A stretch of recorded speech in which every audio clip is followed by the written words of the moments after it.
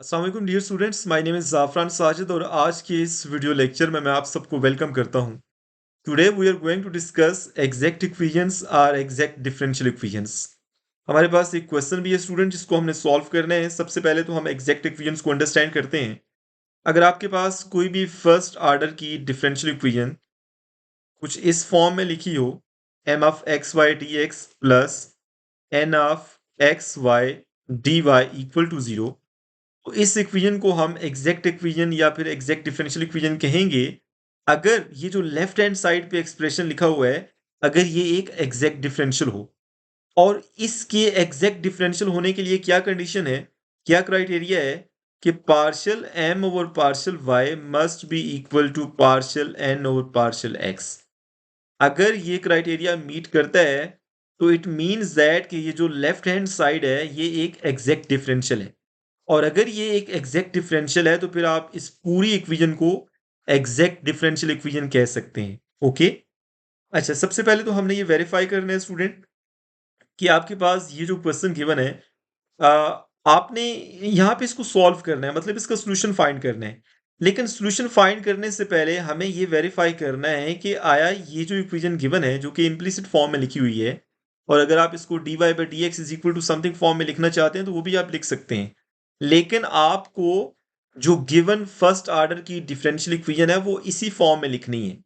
अगर गिवन है तो वेल एंड गुड, अगर गिवन नहीं है तो आपने इस फॉर्म में उसको पहले लेके आना है ताकि आपको एम और एन की वैल्यू पता चल जाए। ओके, आप देख सकते हैं dx के साथ जो भी टर्म लिखी होगी वो m होगा और dy के साथ जो भी लिखा होगा वो n होगा।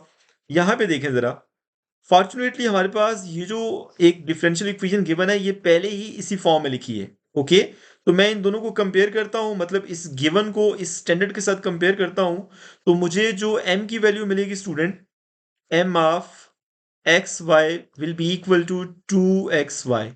सिमिलरली मुझे जो n की वैल्यू मिलेगी, n of xy must be equal to x square minus 1, क्योंकि dy के साथ लिखा है। Now we need to verify either the given differential equation is exact differential equation or not. So what is the criteria to check either the given differential equation is exact or not? This is the criteria जो मैंने यहाँ पे लिखा है।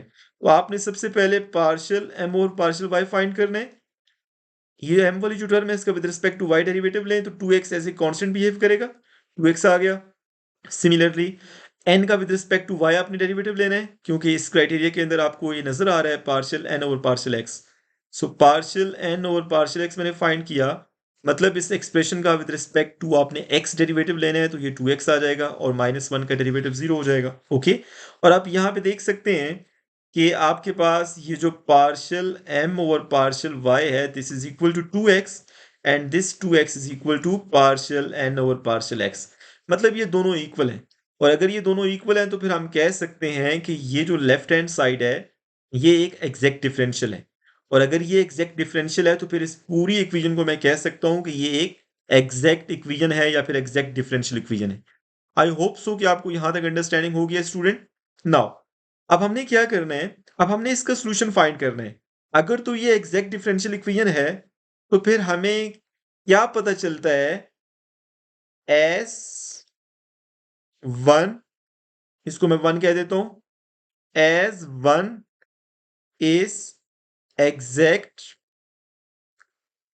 differential equation. So what does it means? There exists a function f of xy such that आप अगर f का with respect to y derivative लें, सॉरी सबसे पहले हम x की बात कर लेते हैं, पार्शियल f और पार्शियल x करें तो ये m के इक्वल होगा। ओके, सिमिलरली अगर आप f का with respect to y derivative लें तो हमारे पास ये n ऑफ एक्स वाई आएगा। अंडरस्टैंड? अगर गिवन फर्स्ट ऑर्डर की जो डिफरेंशियल इक्वेशन है वो एग्जैक्ट इक्वेशन है तो फिर एक फंक्शन एग्जिस्ट करेगा सच दैट कि उस फंक्शन का x के लिहाज से डेरिवेटिव लें तो वो n के इक्वल होगा और f का y के लिहाज से डेरिवेटिव लें तो फिर वो n के इक्वल होगा। ओके, अब m और n की वैल्यू आपको पता है, यहाँ पे हमने लिखी हुई है। देखिए m की वैल्यू 2xy है और n की वैल्यू x स्क्वायर माइनस 1 है। मैं दोनों वैल्यूज यहाँ पे पुट कर रहा हूँ। सो पार्शियल f और partial x this is equal to 2xy similarly partial F over partial Y this is equal to x का स्क्वायर माइनस वन। स्टूडेंट इसको मैं टू कह रहा हूँ और इसको मैं थ्री कह रहा हूँ। आपने टू और थ्री में से किसी एक को कंसीडर करना है। चले मैं टू को कंसीडर कर रहा हूँ। आपने इसको इंटीग्रेट करना है। देखें ये एक्स के लिहाज से इसका डेरिवेटिव है ना, तो आपने टू को क्या करना है, आपने टू को इंटीग्रेट करना है। और ये जो इंटीग्रेशन होगी स्टूडेंट, ये विद रिस्पेक्ट टू एक्स होगी। मैं यहाँ पे लिख रहा हूँ इंटीग्रेशन पार्शियल एफ और partial X D X this is equal to integration two X Y D X. यहाँ पे लेफ्ट हैंड साइड पे डेरिवेटिव और इंटीग्रेशन एक दूसरे के ऑपोजिट होते हैं, तो सिंपल एफ बच जाएगा, एफ ऑफ एक्स वाई। और राइट हैंड साइड पे देखिए हमने एक्स के लिहाज से इंटीग्रेशन करनी है, तो टू वाई कॉन्स्टेंट बिहेव करेगा। टू वाई को मैं सेपरेट कर रहा हूँ, ओके। और वाई की इंटीग्रेशन करें, सॉरी एक्स की इंटीग्रेशन करें विद रिस्पेक्ट टू एक्स, तो ये एक्स का स्क्वायर ओवर टू आ जाएगी। टू टू से cancel. Now we need to add constant of integration. Student देखें आपने एक्स के लिहाज से इंटीग्रेशन की थी, तो आप जो कांस्टेंट ऐड करेंगे उसको मैं जी ऑफ वाई कह रहा हूँ, क्योंकि हमारे पास ये एफ फंक्शन था, तो मैं एक नया फंक्शन फिर लेके आता हूँ जी ऑफ वाई, ओके। तो ये बेसिकली एक कांस्टेंट है, कांस्टेंट ऑफ इंटीग्रेशन है। अब इसको मैंने जी ऑफ वाई क्यों बोला है, अभी थोड़ी देर में आपको समझ आ जाएगा। अब इसको मैं यहाँ पे लिख सकता हूँ f of x y this is equal to x का square y plus g of y. इसको मैं कह रहा हूं this is number four, okay. Now ये आपके पास जी एफ वाई, अगर आपको वैल्यू मिल जाए ना जी एफ वाई की, तो फिर आपके पास ये फंक्शन आ जाएगा। हमने जी एफ वाई ही फाइंड करना है। अब जी एफ वाई कैसे फाइंड करते हैं जरा देख लेते हैं। देखें हमारे पास, हमने इस इक्वेशन टू को यूज करके इसको with respect to X integrate किया, तो आपको ये मिल गया। और कांस्टेंट ऑफ इंटीग्रेशन मैंने जी एफ वाई ऐड कर दिया। नाउ आपके पास ये जो दूसरी वाली इक्वेशन थी partial F over partial Y, आपने क्या करना है स्टूडेंट कि इस फोर का विद रिस्पेक्ट टू वाई आपने डेरिवेटिव लेना है, ओके। सो मैं यहाँ पे लिख रहा हूँ आपने फोर को डिफ्रेंशिएट करना है, और ये जो डिफ्रेंशिएशन होगी ये विद रिस्पेक्ट टू y होगी। क्यों y होगी, ताकि इधर भी पार्शियल f और पार्शियल y है, तो हम इन दोनों को कंपेयर कर सकें, ओके। तो मैं यहाँ पे पार्शियल f और पार्शियल y कर रहा हूँ। इसका विद रिस्पेक्ट टू आप y डेरिवेटिव लें, तो ये x स्क्वायर आ जाएगा plus ji prime of y आ जाएगा, ओके। आपने डेरिवेटिव लिया है ना। नाउ अब स्टूडेंट आपने क्या करना है कि ये इसको मैं नंबर फाइव कह रहा हूँ, आपने थ्री और फाइव को कंपेयर करना है। Compare three and five.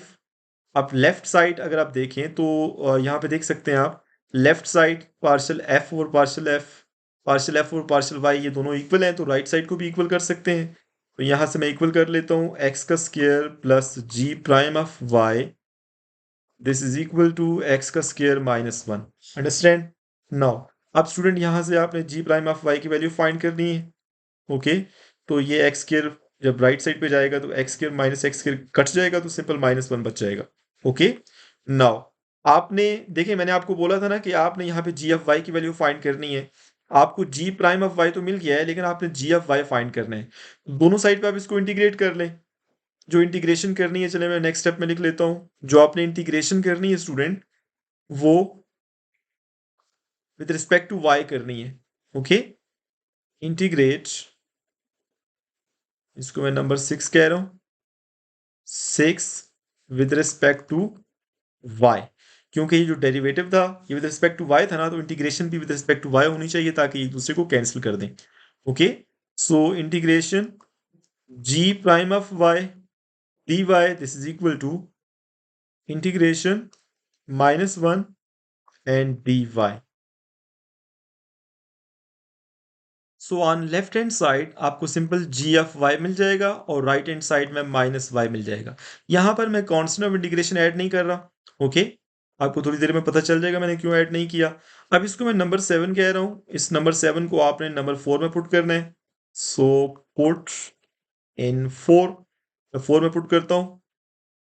जब मैं यहाँ पे फोर में पुट करता हूँ स्टूडेंट, तो हमारे पास this will be f of x y this is equal to x square y minus y. यह आपको एफ ऑफ एक्स वाई की वैल्यू मिल गई, अब स्टूडेंट आपने करना क्या है, आपने जब इम्प्लिसिट सॉल्यूशन फाइंड करना है और एक्सप्लिसिट सॉल्यूशन फाइंड करना है तो वो कैसे आएंगे देखिएगा ज़रा। आपके पास जो इम्प्लिसिट सॉल्यूशन आएगा, इम्प्लिसिट सॉल्यूशन, आपने सिंपल ये जो X square Y minus Y इसको सी के इक्वल पुट कर देना है। अब ये वो कांस्टेंट सी है जो कि यहाँ पे मैंने यूज़ नहीं किया था, अदरवाइज आप यहां पर भी यूज कर सकते हैं, तब भी सही है, कोई इशू नहीं है। ये इम्प्लिसिट सॉल्यूशन आ गया। अब इम्प्लिसिट सॉल्यूशन में से ही हम एक्सप्लिसिट सॉल्यूशन फाइंड कर लेते हैं। वो कैसे होगा भाई, देखें, यहां से सिंपल y को सेपरेट कर लें, y कॉमन लेंगे तो एक्स स्क्वायर माइनस वन बचेगा और इसको राइट साइड पे ले जाएं, तो ये बेसिकली आपके पास इम्प्लिसिट सॉल्यूशन आ गया और एक्सप्लिसिट सॉल्यूशन आ गया। आई होप सो कि आपको ये अंडरस्टैंडिंग होगी है स्टूडेंट के, जब भी आपके पास कोई फर्स्ट ऑर्डर की डिफरेंशियल इक्वेशन इस फॉर्म में गिवन होगी या फिर simple D Y by D X is equal to something लिखा हो, तो उसको सबसे पहले अगर आपने एग्जैक्ट इक्वेशन के मेथड से सॉल्व करना है तो पहले आपने इस फॉर्म में लिखना है।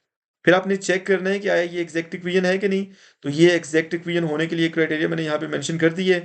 अच्छा, उसके बाद अगर ये एग्जैक्ट है तो फिर एक फंक्शन एग्जिस्ट करेगा सच दैट कि उस फंक्शन का एक्स के लिहाज से डेरिवेटिव लें तो एम के इक्वल होगा और फंक्शन का वाई के लिहाज से डेरिवेटिव लें तो वो एन के इक्वल होगा। और यहाँ से फिर मैंने आपको सारा समझा दिया है, बहुत आसान क्वेश्चन है।